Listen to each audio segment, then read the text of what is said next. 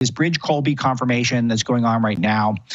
He was introduced by J.D. Vance. Vance gave a very positive and upbeat speech. Kind of the highlights were that he is a big character advocate for Colby. Colby is one of these guys where he's a conservative and he's an America First guy, but he also was correct on things like the Iraq War, which was very important to me when I was kind of realizing that I didn't quite line up with the Republican establishment. When I was my entire adult life, I've been a Republican. I was registered as a Republican when I was 18, and I've never not been a Republican, but it's always been very reluctant. And part of it is because our political class, our establishment, has always been so irresponsible. The Paul Ryans of the world, the Mitt Romneys of the world, the Bushes, the Cheneys, all these people, you got the impression that they were in it for the wrong reasons and their values were not exactly where I was at. And when very smart conservatives started to explain to me just what a quagmire and a boondoggle the Iraq and Afghanistan wars had become, how much was being wasted, and how much of the money was being misallocated in places that would enrich certain people in our consulting class.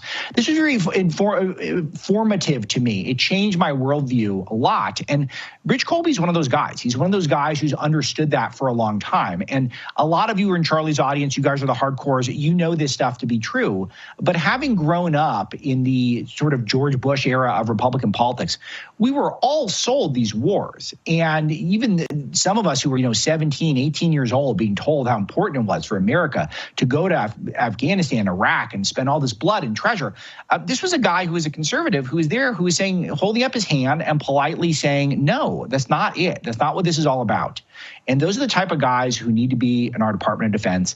They're, I think, going to make it more likely, guys like Colby, guys like Hegseth, who are going to make it more likely that we're going to have a recruiting boon for this country, where we're going to be able to have some of the best and brightest because they're going to have confidence. Confidence is going to be restored. Look at it about how people talk about vaccines now. The overselling the coronavirus vaccine made it so that there's going to be massive skepticism of even basic medical stuff that it was presumed to be true.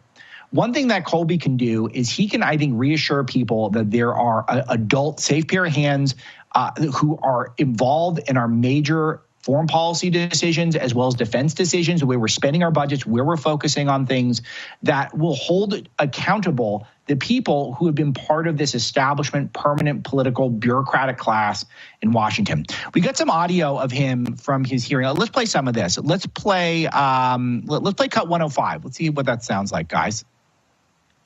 I would like to begin by expressing my deep gratitude to President Trump for nominating me for this role. I am committed to implementing his vision of a defense and foreign policy of putting Americans' interests first and of peace through strength. I am deeply honored by the President's confidence in me. Thank you in particular to Vice President Vance for his exceptionally kind introduction and his confidence. I am profoundly honored by his support and presence here today. Okay, great. We got one more. Let's play 106, please. And my nomination comes at a time, as this committee has eloquently laid out, of deep peril for our country. Peace and the protection of American interests in the world cannot be assumed. There is a real risk of major war, and we cannot afford to lose one. I recognize these realities in my bones. It is my great hope that we can get through the coming years peacefully, with strength, in ways that put us and our alliances on a stronger and more sustainable footing. If confirmed, I would do all in my power to make it so. Yeah, it's all great stuff, and it's all the America First focus is what we want, and the peace through strength approach is what we want. And I feel like that if this has been the crucial thing that has been lacking, I think, why the marrying of America First with DOGE is so important, because a lot of what we need to be doing as a country in order to be prepared for the next war is to make sure that the funds that we are extracting at gunpoint from taxpayers is not going in the pockets of people like the Lloyd Austins of the world, who are in a revolving door from places like Raytheon into our Defense Department and then back, presumably, to some board to make a bunch of money.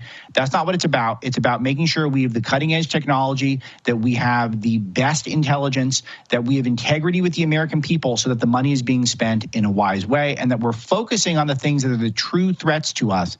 And we have the technology updated so that we can take on not just foes from the past, but what is coming next for this country. And I like these forward-thinking guys, people who've had a track record of getting stuff right before the rest of us. Those are the type of people you want in the room. And so that's why people that I know, the people that I trust, are excited about this appointment. I think that's why Charlie has rode so hard for Elbridge Colby, why people like Don Jr. and others. J.D. Vance, of course, introduced him today, which with I thought, a very poignant speech. All this is good stuff, and it shows you that America First is not just some campaign promise. This is the real deal.